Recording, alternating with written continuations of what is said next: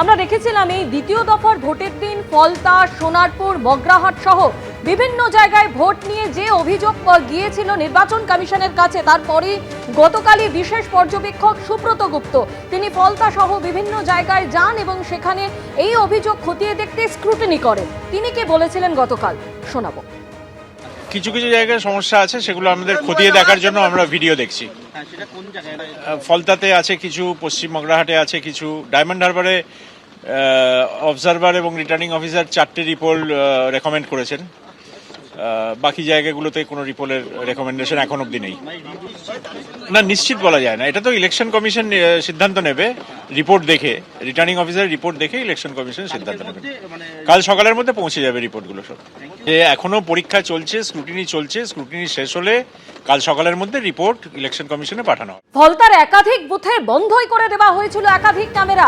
ফলতার vote নিয়ে স্ক্রুটিনিতে উঠে এলো চাঞ্চল্যকর তথ্য, সূত্র মারফত এমনই খবর।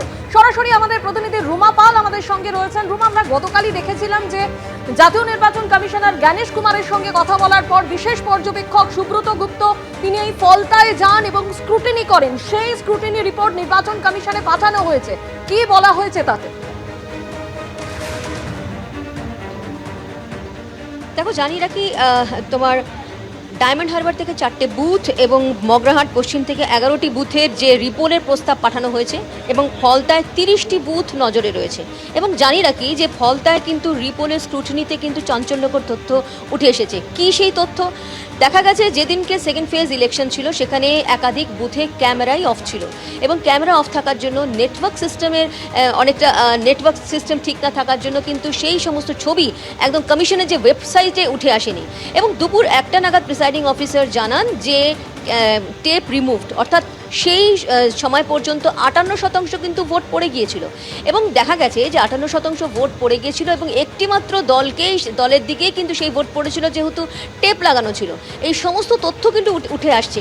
অন্যদিকে জানিয়ে রাখি যে ইসিআইর কাছে কিন্তু রিপোর্ট পাঠানো হয়েছে। এই মুহূর্তে যা জানা যাচ্ছে, ডায়মন্ড হারবারের 4টি বুথ এবং মগরাহাট পশ্চিমের 11টি বুথের কিন্তু প্রস্তাব পাঠানো হয়েছে এবং ফলতার 30টি বুথ নজরে আছে, যেক্ষেত্রে 285টি বুথ রয়েছে ফলতায়। তার মধ্যে দেখা গেছে বেশ কিছু বুথে কিন্তু 100% ভোট পড়েছে সেদিনকে। এবং সবথেকে বড় কথা, যেহেতু একাধিক অভিযোগ এসেছিল বিজেপির তরফ থেকে করা হয়েছিল, যেখানে বলা হয়েছিল একদম ফলতাতে এন্টায়ার ফলতাতেই কিন্তু পুনর্নির্বাচন চেয়েছিল তারা। এবং সেক্ষেত্রে 77টি অভিযোগ বিভিন্ন জায়গা থেকে এসেছিল। ফলতা থেকে এসেছিল, ডায়মন্ড হারবার, মগরাহাট এবং সোনারপুর, বজবজ সব জায়গা থেকে এসেছিল। সমস্ত খতিয়ে দেখা হয়েছে। কালকে আবার বিশেষ পর্যবেক্ষক গিয়েছিলেন, স্ক্রুটিনি শেষ হয়েছে, রাত পর্যন্ত শেষ হয়েছে, সকালে কিন্তু রিপোর্ট পাঠানো হয়েছে এবং আজ সন্ধ্যে পর্যন্ত জানা যাবে নির্বাচন কমিশন কোথায় রিপোর্ট করাচ্ছে এবং কত নম্বর বুথে করা হবে, সেটাও কিন্তু নির্বাচন কমিশনের তরফ থেকেই জানা যাবে। তবে ধন্যবাদ রুমা। এবিপি আনন্দ, এগিয়ে থাকে, এগিয়ে রাখে।